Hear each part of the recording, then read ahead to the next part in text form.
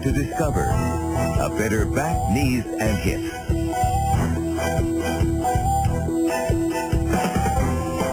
Good evening. I'm Carolyn Johnson. Thanks for joining us for this ABC7 special, The Drive to Discover a Better Back, Knees, and Hips. Over the next half hour, we'll examine emerging treatments offering new hope for damaged joints. Some involve nationwide trials, while others are considered experimental, even a bit controversial. Next to knees, back problems are the most common orthopedic issue causing patients to seek treatment. When we return, we'll show you the new advances allowing doctors to repair damage while preserving flexibility. In fact, the scars on her neck are like a roadmap to the multiple surgeries she's had to fuse damaged vertebrae. You go to bed, 2-3 hours later, you're waking up in agony.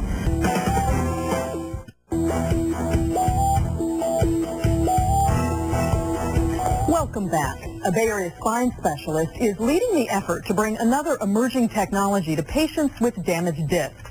For decades, surgeons have fused sections of vertebrae together to relieve pain, but fusion limits movement.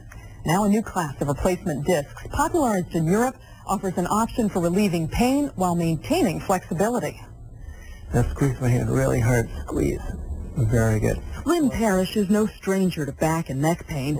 In fact, the scars on her neck are like a roadmap to the multiple surgeries she's had to fuse damaged vertebrae. You go to bed, 2-3 hours later, you're waking up in agony. But when another disc in her neck showed signs of similar deterioration, San Francisco orthopedic surgeon Kenneth Light offered Lynn an alternative. Instead of fusing the damaged vertebrae together, he suggested disc replacement. It's a technology approved by the FDA within the last 5 years. During a spinal operation, what the doctor winds up doing is he separates the vertebrae, he removes the disc, and he creates a new joint or new surface on top and bottom of the vertebrae with these little pieces.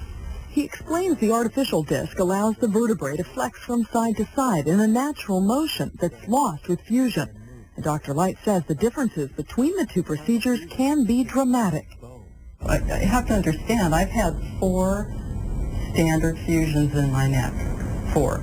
When I woke up from this surgery, it was nothing like the other surgeries. Lynn says she recovered with none of the lingering pain she experienced before, but the price was steep since her insurance wouldn't cover the cost of the procedure.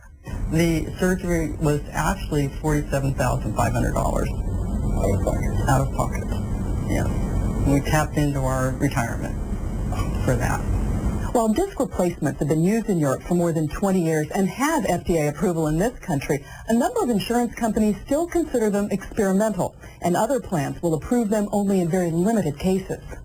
In order for you to get a good result from a disc replacement, only the disc can be injured. Dr. Paul Slosar is an orthopedic surgeon with St. Francis Hospital in San Francisco. While he says disc replacement is a solid technology, he believes fusion techniques have progressed as well and are highly effective for the majority of cases where there is damage beyond the disc itself. Still, at the end of the day, it gets down to taking care of the right patient. Many patients who are candidates for back surgery, when you get down to looking at their x-rays and their MRIs, you find that they are not candidates for disc replacement. Feels about the same as this. This feels about the same as this. But Dr. Light believes there are more than enough patients like Lynn who would benefit from the increased mobility and faster recovery times to justify the coverage. She had the operation.